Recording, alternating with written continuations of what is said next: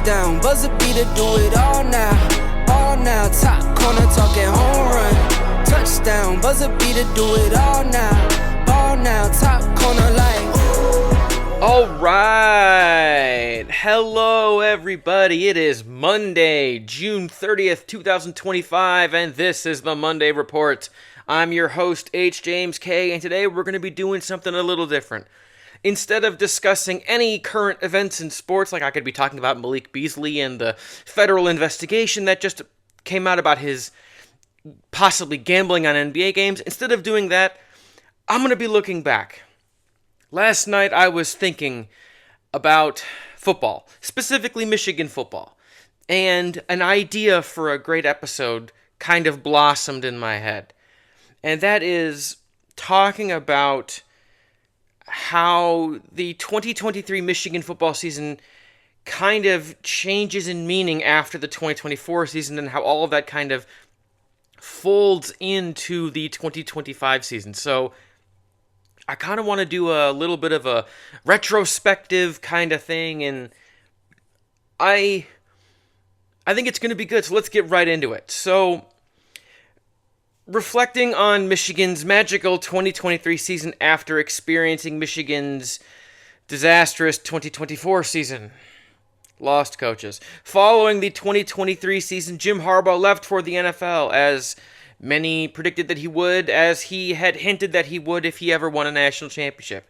He took defensive coordinator Jesse Minter, the D-line coach, the linebackers coach, the secondary coach, and the strength coach with him.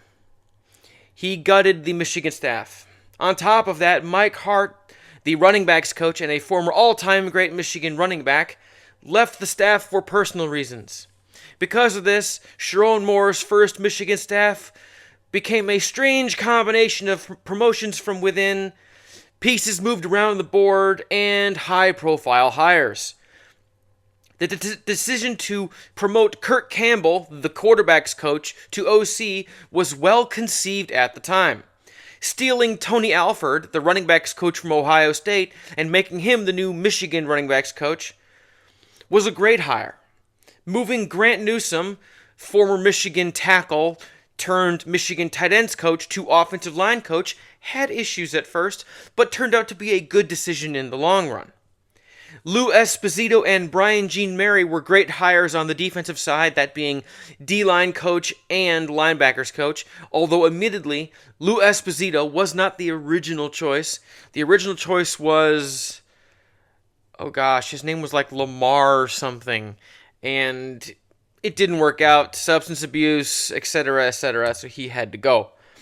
Hiring Wink Martindale, the inventor of the 4-2-5 amoeba defense, was an inspired choice. Since 2021, Michigan has been running a version of Wink Martindale's 4-2-5 amoeba defense. And for those who don't know, the 4-2-5 amoeba defense, as it is called in NFL circles, is a defense that predicates itself on having a big, beefy defensive line that can generate pressure on their own and can set hard edges on the edges of the offensive line with two big D tackles who can plug up running lanes in the middle of the defense. On top of that, you need two very athletic linebackers who can play coast to coast, that means sideline to sideline, who can be physical in the run game but can also be good in coverage. But you also need a great secondary that specializes in taking away deep shots. The whole point of the defense is keeping everything short and in front of the defense so nothing big gets over the defense. Thinking, we would rather you take 15 plays and 8 minutes to go down the field and get 3 points versus you doing 5 plays and getting a touchdown in like 2 minutes and 40 seconds. So it is the entire genesis of it is take away the run game with your D-line and take away everything longer than 15 yards. And everything short of 15 yards is still contested by the complex scheme that the DBs use. Like Ohio State, for Ohio State we were using like match coverage on the long side of the field, but we were also using like cover 3 on the short side of the field, and we were disguising everything. So Wink Martindale invented this defense. And in 2021, Michigan needed a new defensive scheme, so Jim Harbaugh called his brother John and said, hey, do you have anyone you'd be willing to send to Ann Arbor to bring your defense? And it was Mike McDonald for 2021, and then in 2022 and 2023, it was Jesse Minter. Well, with Jesse Minter following Jim Harbaugh to the San Diego Chargers, the LA Chargers, Michigan needs a new D coordinator who can do the 4-2-5 amoeba defense. And that just happened to be the man who built it himself, Wink Martindale, who was unemployed in NFL circles, so it was Providence. That was a great hire. Altogether, Sharon Moore's first staff was the best that could be expected from a first-time head coach on short notice, considering Jim Harbaugh didn't really leave until February. And by that time, the coaching carousel had kind of spun to a stop and slowed down, so it was the best that could really be done at the time. Lost stars. Following the 2023 season, Michigan sent 13 players to the NFL. It was 16, but only 13 really landed. QB J.J. McCarthy, defensive tackle Chris Jenkins, defensive back Mikey Sainristil, linebacker Junior Colson, running back Blake Corum, wide receiver Roman Wilson, guard Zach Zinter, tight end A.J. Barner, guard Trevor Keegan, linebacker Michael Barrett, tackle Ladarius Henderson, edge Jalen Harrell, and wide receiver Cornelius Johnson all got drafted, and that is the order with which they got drafted in 2024. This constituted the entire core of 5 years' worth of roster building, including the greatest quarterback and greatest running back in Michigan history, those being J.J. McCarthy and Blake Corum, respectively, and I will go to my grave believing those two are the best to ever do it at Michigan, just from the way they played the game. This 2023 team was the most senior-laden Michigan team I've ever seen. Junior Colson and Mike Barrett alone. Junior Colson had 62 starts at linebacker. 62. He was a 6-year starter. Well, 5.5 due to injury. But still, 62 starts. It's an all-time record in Michigan history. So this team was super experienced and super well-seasoned and super developed. And the players Michigan put in the draft constituted the overwhelming bulk of that entire 2023 core. The loss of multiple Michigan O-linemen also kind of really put an end to this. It was like, it constituted the end of an era where, regardless of who was going to be the head coach in 2024, it was going to be the end of an era. Even if J.J. McCarthy had stayed for his senior year, it was going to be a new era, just from the sheer amount of turnover alone. It was a new team in 2024. And this turnover in the staff and turnover in players, it was a loss of identity to a great extent. Michigan had cultivated an identity over the previous 3 seasons of being hard-nosed, well-developed, experienced, senior-laden teams that could just bully you and smother you. And, well, Michigan kind of had to invent a new Michigan football, if only out of necessity. As would become obvious, Sharon Moore had to reinvent Michigan football in the 2023-2024 offseason. Coach Moore doubled the size of the scouting department, hired a GM to oversee the entire team's operation, and quadrupled the NIL staff. This amounted to a pivot away from Jim Harbaugh's more merit-based NIL philosophy of rewarding established players versus luring recruits with bags of money. In that respect, Coach Moore was moving Michigan into the current era of Michigan football.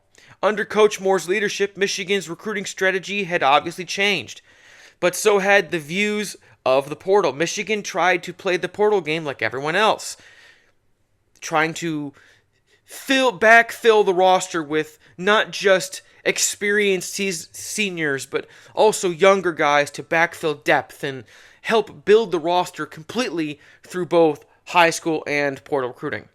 But the University of Michigan's stringent admission standards precluded most recruits from transferring to Michigan unless they wanted to basically abandon their entire degree from their old school or had already graduated and were going for a kind of graduate degree kind of thing. As the season began, Michigan's decision to promote Kurt Campbell from quarterback's coach to offensive coordinator would turn out to be a catastrophically poor decision, though it was not apparent at the time. Michigan's 2024 offense is the worst offense in Michigan's modern football history. Michigan's passing game was so poor, only the service academies, that being Army, Navy, and Air Force, had worse season passing stats than Michigan. Michigan was 130th out of 133 teams in passing. The lack of a passing game led to a focus from opposing defenses on Michigan's run game, which also struggled. This poor offensive balance was only exacerbated by horribly unimaginative schemes from Coach Campbell. All of the motion, misdirection, and complexity of the passing and rushing games under the Harbaugh regime seemingly vanished in an offseason. Michigan stopped trying to attack space like a modern offense and instead just started lining up and simply running at teams like it was 1986. The failure in creativity would squander talented players like Donovan Edwards and Colston Loveland, largely dooming Michigan's offense to being a rudderless, aimless, listless husk of an offense. This being in spite of the greatly talented individuals still on that team, like Kalel Mullings and Donovan Edwards and Colston Loveland, and you had freshman Jordan Marshall, and you had experienced O-linemen who had been rotational guys, and you had receivers like Freddie Moore, who were guys who had been there and done that, and guys like Tyler Morris, but in the end, it didn't mean anything, because the offensive scheme was so bad that it just squandered all that talent. It rendered what talent Michigan's 2024 offense did have useless, as if Michigan was firing blanks. Compounding the offense's lack of creativity, Michigan's failure to address the quarterback position in the portal or recruiting was a colossal misstep from the staff, who overestimated the quality of their QBs on the roster. Davis Warren, Jack Tuttle, and Alex Orji were arguably the worst combination of quarterbacks in Michigan history, even worse than Stephen Threet and Nick Sheridan back in 2008. And trust me, I've been around. Stephen Threet and Nick Sheridan were the worst quarterbacks I had ever seen until 2024. I didn't think Michigan quarterback play could get worse than Stephen Threet running zone reads, even though he's a slow white quarterback who can't run. Or Nick Sheridan just being allergic to accuracy. I didn't think it could get worse than that until 2024. Davis Warren was indecisive, lacked explosiveness in the passing game, and was horrifically turnover prone when pressured. When he was left alone in the pocket, he was okay. He was about a 67% passer. Wasn't great, but he wasn't bad. But anytime there was any pressure, he was a below 50% passer who would turn the ball over like it was his dang job. Jack Tuttle was slightly more explosive, but he was equally turnover prone, and he was exponentially more injury prone.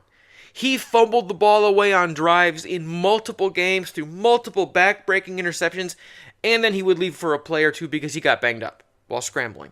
Then there was Alex Orji.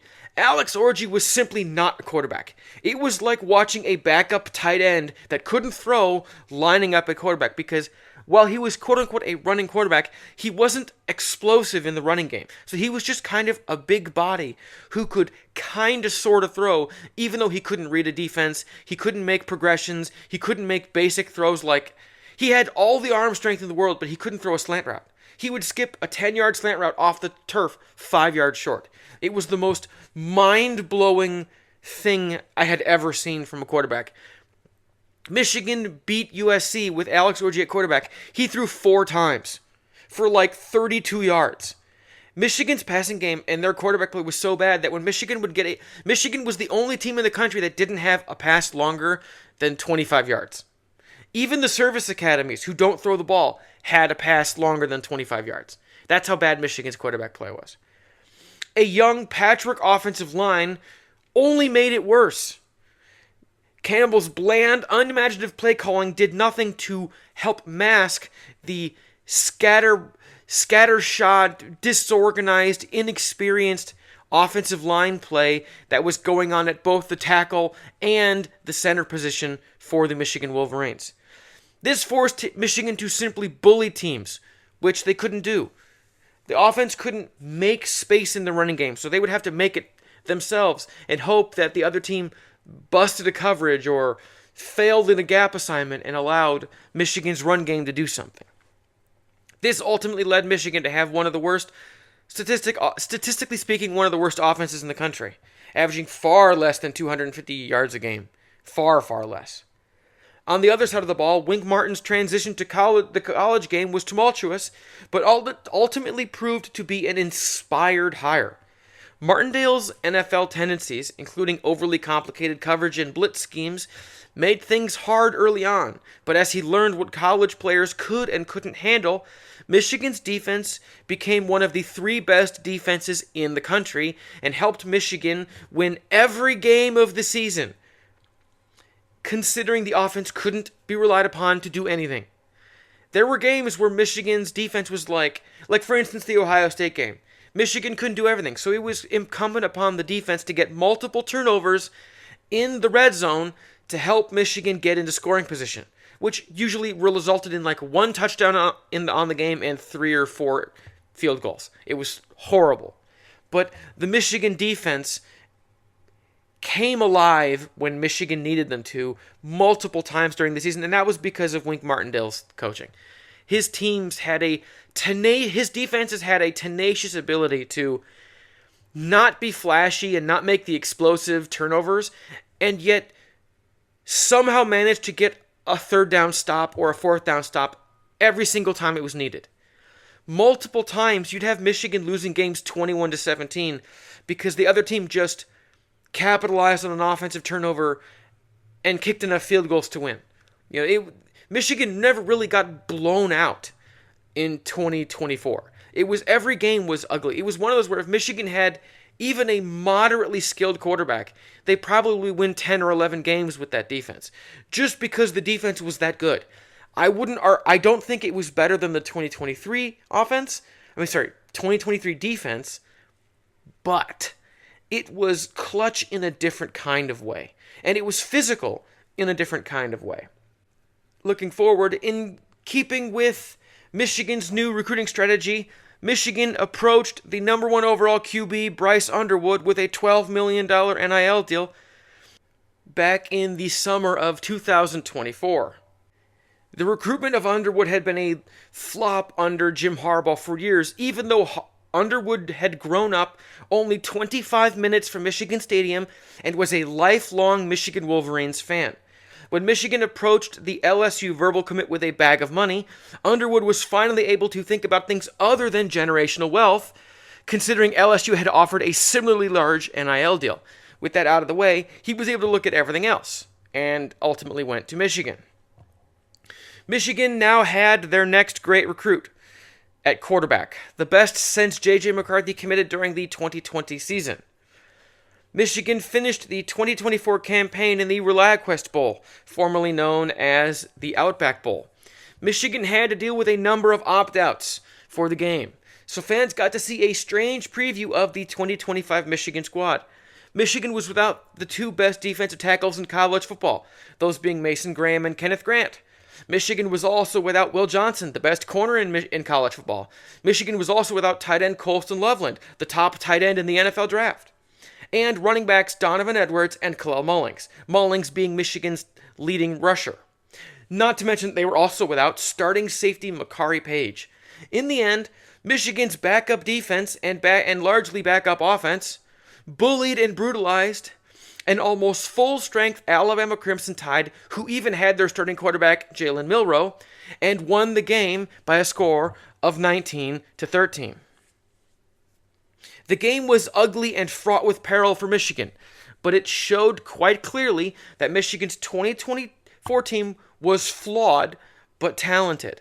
It had an innate ability to stay in a game they had no business staying in and making opportunities for themselves even when the offense was incapable of doing anything positive. In the end, Michigan finished the 2024 season with an 8-5 record, a major disappointment after an undefeated 15-0 2023 national championship season. Michigan's 2025 team won't be like the 2024 team because of the changes Coach Moore has made and the recruiting that he's managed to pull off in the portal and in the high school realm. The 2025 team has a young core of guys that have tasted both greatness as well as failure and know what makes the difference between the two.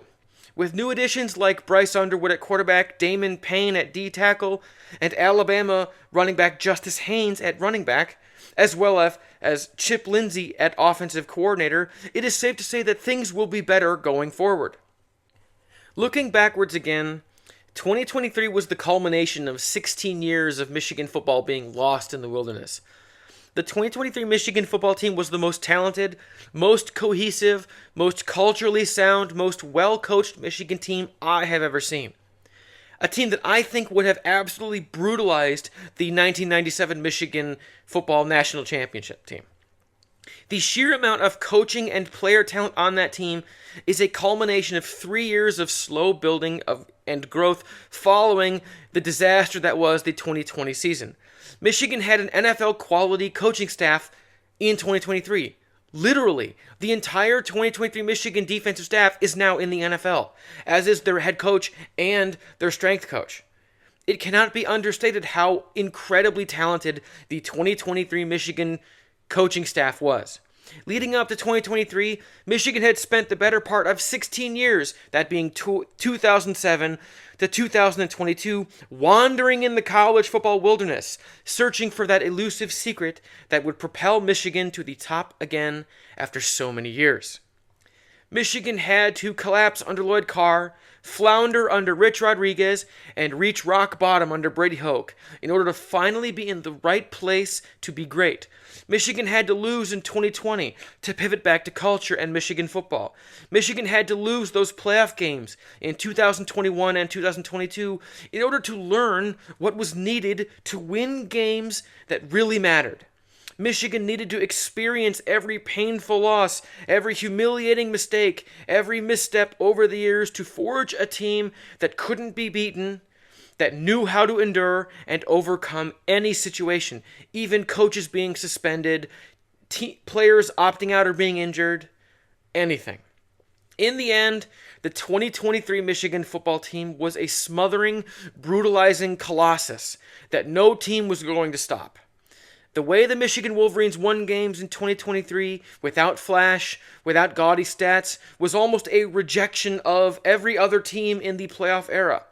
As college football moved away from the 4-team playoffs and away from traditional roster building, it could be argued that the 2023 Michigan Wolverines might just be the last great old-school college football team we will ever see. If the 2023 season was the end of an era, 2024 was Michigan taking the first step into a new world, walking so that the 2025 team could run. Looking back after 2024 makes me appreciate what Michigan football fans had from 2021 to 2023, but especially that 2023 season. I may never see another Michigan team like the 2023 squad, and I'm okay with that, because magic like that only comes once in a lifetime. And I'm happy to have been there to see it, truthfully. Alright, that's going to wrap us up. So next week, we've got the evolution of sports broadcasting, another essay. And we're getting really into the dog of summer, so we're probably going to be seeing more essays versus current events kind of podcasts. So for those of you listening on Apple Podcasts, Amazon Music, Spotify, and everywhere else that podcasts are available, thank you for seeking out this podcast. Thank you all for listening. Tell your friends, tell your family, tell everyone you know about the podcast to help spread the word so we can keep on growing. For those of you listening on YouTube, thank you. Like, comment, subscribe, hit the bell icon to get notifications, do all the things to help the YouTube channel grow. We're at 9 subscribers. I'm hoping we could be at 10 before the end of June. Hopefully maybe we can get to 20 by the end of the summer. That'd be really awesome. Hopefully 100 by the end of the year. Those are kind of my goals. So tell your friends, spread the word so I can grow and reach more people, because I love doing this. So my name is H. James K. Thank y'all for tuning in. Until next time.